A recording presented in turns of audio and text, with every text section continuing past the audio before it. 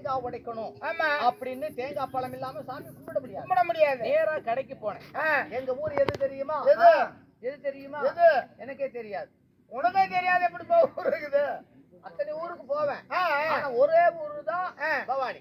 பவானி. அந்த பவானியில போய் ஒரு தேங்காய் எவ்வளவுன்னு கடையில கேட்டேன். சரி. அந்த கடைக்காரர் சொன்னாரு ஒரு தேங்காய் 20 ரூபாய் சொன்னாரு. 20 ரூபா?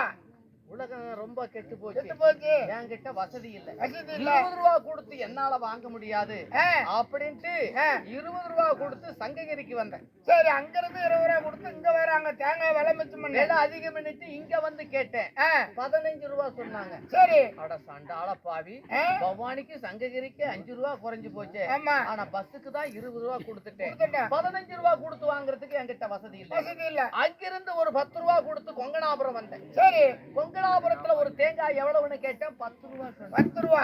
10 ரூபா கொடுத்து வாங்குறதுக்கு என்கிட்ட வசதி இல்ல. ஆனா பஸ்ஸுக்கு 30 ரூபா கொடுத்துட்டேன். சரி, இது நமக்கு இது கட்டு வழியாகாது அப்படின்னு நேரா அங்கிருந்து அண்ணா நகருக்கு வந்தேன். சரி. அங்க போய் தேங்காய கடையில கேட்டு 5 ரூபா சொன்னாங்க. சரி. 5 ரூபா கொடுக்குற அளவுக்கு என்கிட்ட வசதி இல்ல. சரி, இது நம்ம ஓசிலேயே வாங்கிக்கலாம் அப்படின்னு நேரா பச்சா கோயில்ல வந்து கோயில் பூச்சாரி இருக்கிறாருல்ல, அவரு தோட்டத்துல போய் ஒரு தேங்காய் ஓசு கேட்டேன். சரி.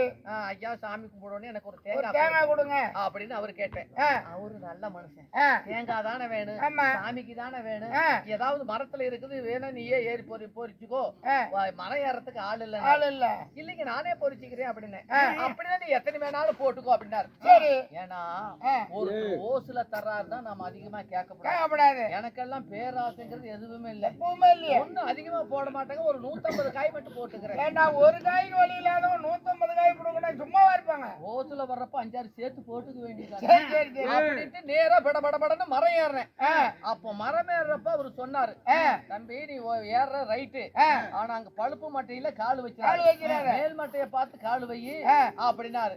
நான் சரி நாட்டிட்டு விடுன்னு மரம் ஏறினேன். மேல மட்டைய பிடிச்சேன், காலு வந்து பழுப்பு மட்டையில வச்சுட்டு லவுக்குன்னு புடுங்கி அப்படியே மட்டைய புடிச்சுக்கிட்டு தொங்குறேன்.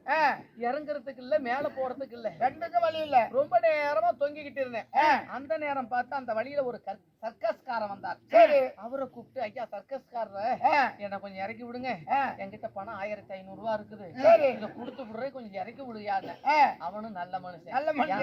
வந்து மரத்துக்கு அடியில நிறுத்தி யானை மேல அவர் ஏறி யானைக்காரன் என் காலை பிடிச்சான். சரி. யானை கரும்பு காட்டுக்கு ஓடி போய். நல்லது, 2 பேரும் தொங்குறீங்க. நான் மட்டைய பிடிச்சிட்டு தொங்குறேன், அவன் எண்ணெய பிடிச்சிட்டு தொங்குறான். சரி. அந்த நேரம் பார்த்து ஒரு குதிரைக்காரன் அந்த வழியில வந்தான்.